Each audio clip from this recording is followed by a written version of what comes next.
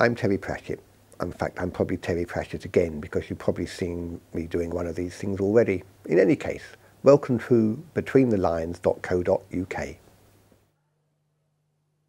I suppose it's just possible that someone watching this has not heard of Discworld, which in a somewhat quiet way is celebrating its 25th anniversary this year. And in some ways, Discworld is increasingly difficult to describe. It started out as an antidote to fantasy. I started it in the early 80s when there were far too many copies of Tolkien floating about, and I thought things needed livening up a bit. And so I started off by parodying existing writers, good and bad.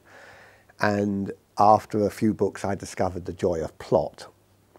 And without ever really thinking about it, I suddenly embarked on writing, I think, what must be one of the longest fantasy series ever, at least longest fantasy series ever written by one person.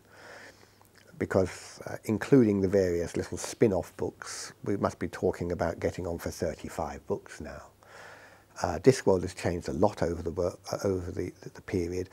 Physically, it's a flat world on the back of a giant turtle, but let's get right past that because, you know, this world is basically a lot of rock and water on top of a molten iron core, but we don't refer to it very much during the average novel, and so the turtle doesn't get referred to all that much in Discworld books.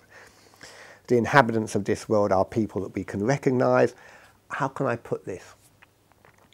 It's not a bad idea to think about it like Lord of the Rings, 500 years on, if things had happened as they do here. In other words, the big wars are over, the trolls and the dwarves and the vampires and the werewolves have settled down and they've come into the big cities and people are chasing a dollar, and some of the problems are the problems of civilization. Commander Vimes of the City Watch and his watchmen occupy quite a large slice of the numerous books that there are. And it's a curious thing. On Discworld, I write romances and police procedurals and murder mysteries. But because it's on Discworld, they all become fantasies. It doesn't matter what actually happens in there.